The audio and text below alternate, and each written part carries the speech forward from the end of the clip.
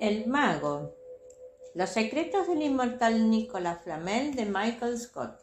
Novela de realismo mágico en 55 capítulos.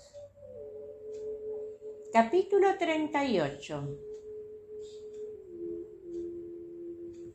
Finalmente Josh alcanzó al monstruo a orillas del río Sena.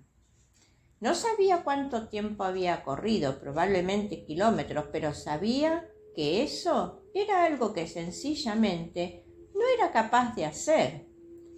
Había esprintado toda la última calle. Creía haber visto un cartel que anunciaba la Rue Marignan. Había corrido sin esforzarse y ahora, al girar a mano izquierda hacia la Avenue Montaigne, ni siquiera le costaba respirar. Era la espada. Había sentido un zumbido en sus manos mientras corría. Era como una especie de suspiro que producía promesas vagas. Antes de arremeter contra el monstruo, había sujetado la espada ante él, y los susurros cobraron más intensidad y sus manos empezaron a temblar. Cuando desplazó la espada hacia la bestia, los murmullos se desvanecieron. La espada le atraía hacia la criatura. Siguiendo el rastro de destrucción que dejaba el monstruo tras de sí por la estrecha callejuela, Josh se cruzó con una serie de ciudadanos parisinos, algunos confundidos, otros asombrados y otros sencillamente aterrorizados. En este momento Josh descubrió unos pensamientos extraños e inquietantes que danzaban en lo más profundo de su conciencia. Estaba en un mundo sin tierra, en un mundo cubierto por un vasto océano que se había engullido planetas enteros. En aquel océano habitaban criaturas que hacían a Nighthawk algo minúsculo e insignificante. Estaba balanceándose en el aire, en un lugar repleto de edificios diminutos y criaturas minúsculas. Sentía un dolor terrible y unas llamas increíbles le abrazaban la columna vertebral. Él era Nighthawk. El hombre que apareció en su conciencia y la idea de que, en cierto modo, estuviera experimentando los pensamientos del monstruo, le hizo disminuir el resto de sus pasos. Sabía que este fenómeno debía estar relacionado con la espada. Unos momentos antes, cuando la lengua de la bestia había rozado el arma, Josh había vislumbrado una instantánea de un mundo ajeno y después de clavar la espada en la piel de la criatura, había apreciado ciertos aspectos de una vida que iba mucho más allá de su propia experiencia. Cayó en la cuenta de que en realidad estaba contemplando aquello que la criatura Nighthawk había vivido en una época pasada y ahora, en aquel preciso instante, estaba experimentando sus sentimientos. No había otra explicación. Todo esto estaba relacionado con la espada.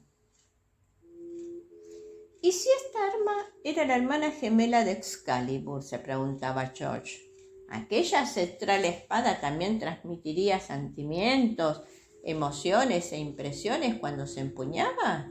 ¿Qué habría sentido Dee al hundir Excalibur en el tronco del antiguo Yggdrasil? ¿Qué paisajes habría visto? ¿Qué habría experimentado y aprendido? Al fin, Josh llegó a preguntarse si en realidad Dee había destruido el árbol del mundo por aquella razón. ¿Lo había derruido para experimentar la sabiduría que contenía en su interior? Josh echó un rápido vistazo a la espada de piedra y un repentino escalofrío le recorrió el cuerpo. Un arma con tales características le otorgaría poderes inimaginables, una tentación algo espantosa. La necesidad de utilizarla una y otra vez para recibir más conocimiento se tornaría incontrolable. Era una idea aterradora. ¿Pero por qué se la habría entregado al alquimista? La respuesta se le ocurrió de inmediato, porque Flamel no tenía la menor idea. La espada era un fragmento de piedra, pero cuando rozaba algo, entonces cobraba vida propia. Josh hizo un gesto con la cabeza. Ahora sabía por qué Saint-Germain, Juana y Scotty no podían rozar el arma.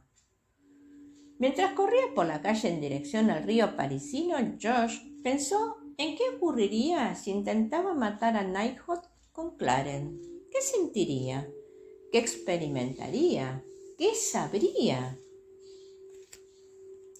Nighthawk emergió de entre unos árboles y cruzó a zancadas la calle dirigiéndose hacia los Champs-Élysées. Se detuvo en el aparcamiento ubicado en el muelle, casi delante de Dee y Maquiavelo, y adoptó su postura habitual, apoyando las 4 patas en el suelo. Balanceaba la cabeza de un lado a otro con la lengua colgando de un costado del hocico.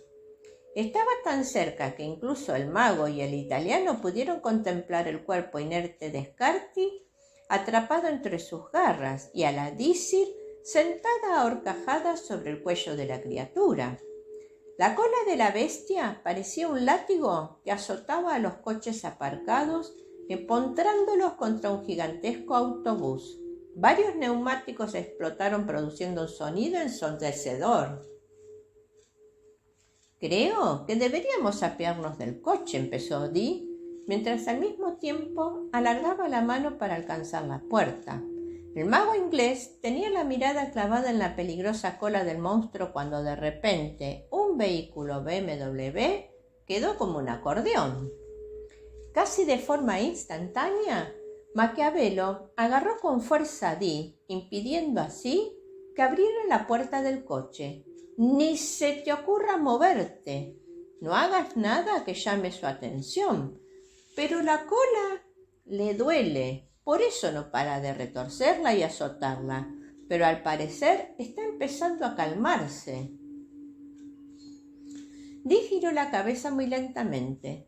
Maquiavelo tenía razón. Algo le había ocurrido a Nighthawk en la cola. Una tercera parte se había teñido de negro. De hecho, parecía un bloque de piedra. Mientras Dee intentaba averiguar qué le habría sucedido, unas burbujeantes venas negras trepaban por la piel de la criatura, cubriéndola poco a poco de una capa sólida. De inmediato el doctor John Dee supo lo que había ocurrido. «El chico ha atacado a la bestia con Clarence», dijo, sin tan siquiera volverse para mirar a Maquiavelo. «Eso es lo que ha causado la reacción». «Tenía entendido, según tu información, que Clarence era la espada de fuego, no la espada de piedra». «El fuego puede adoptar muchas formas», explicó Dee. «¿Quién sabe la reacción que tuvo la energía de la espada con algo como Nighthawk?» El mago no apartó la vista de la cola de la bestia, observando así como una corteza negra y gruesa se expandía por la piel. Al endurecerse, Dee pudo avistar un destello de fuego rojo. «¡Corteza de lava!», comentó un tanto maravillado. «¡Es corteza de lava! El fuego está quemándolo por debajo de la piel». «Ahora me explico el dolor», murmuró Maquiavelo. «Da la sensación de que incluso lo lamentes». «Jamás canjeé mi humanidad por vida eterna, doctor. Nunca he olvidado mis raíces», confesó con tono serio y un tanto despectivo. «Has trabajado tan duro para ser como tu maestro inmemorial que has olvidado cómo se siente un ser humano. ¿Cómo es ser humano? Y nosotros los humanos», añadió, enfatizando la última palabra, «tenemos la capacidad de sentir el dolor y el sufrimiento de otra criatura. Es lo que diferencia a los humanos de los inmemoriales, lo que les hace seres únicos». «Y también es la debilidad que al final les destruirá», recalcó Dee. «Déjame recordarte que esa criatura no es humana. Podría pisotearte sin tan siquiera darse cuenta, pero no discutamos ahora. No, cuando estamos a punto de salir victoriosos. Es posible que el chico nos haya resuelto el problema. Nighthawk está convirtiéndose en piedra lentamente, mencionó mientras soltaba una carcajada de satisfacción. Si salta ahora al río, el peso de su cola le arrastrará hasta el fondo y Scatach también, declaró mientras dedicaba una mirada despectiva hacia Maquiavelo. Supongo que tu sentido de humanidad no se extenderá y no sentirás lástimas por la sombra. Maquiavelo hizo una mueca. El hecho de saber que Scatach yace en el fondo del Sena, envuelta entre las garras de la criatura, me haría muy feliz. Los dos inmortales permanecieron en el interior del coche inmóviles, mientras vigilaban a la criatura que avanzaba muy poco a poco debido al peso que arrastraba en la cola. Lo único que la separaba del agua era uno de esos barcos con cristal, los bateaux mouches, que los turistas cogían para navegar por el río. Dee sintió en dirección al barco. Cuando se suba a ese barco, este se hundirá y Nighthawk y Scatach desaparecerán entre las aguas del Sena para siempre. Y la Disir, estoy seguro de que puede nadar. Maquiavelo dejó escapar una tímida sonrisa irónica. Entonces, estamos esperando que se suba al barco, finalizó Dee en el mismo momento en que Josh apareció en el muelle arbolado y atravesada el aparcamiento donde permanecían todavía el inglés y el italiano. A medida que Josh se aproximaba a la criatura, la espada que empuñaba con su mano derecha empezaba a arder, a desprender unas enormes llamaradas de la hoja. Su aura empezó a crepitar y a resplandecer de color dorado, llenando la atmósfera de inconfundible aroma a las naranjas. De repente la Disir se deslizó de la espalda del monstruo. Justo antes de que pisara el suelo, toda su vestimenta se volvió de un color claro y limpio. Empezó a rodear a Josh. Sus rasgos parecían estar sacados de una máscara salvaje y horrenda.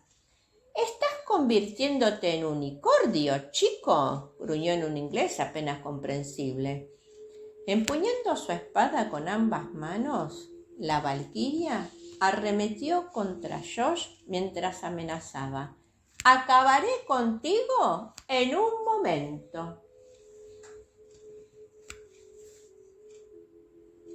El capítulo finalizó y el viento se lo llevó.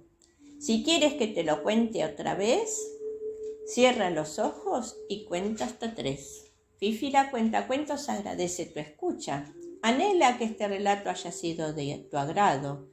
Te invita a suscribirte a su canal para que cada domingo de los estrenos puedas disfrutar.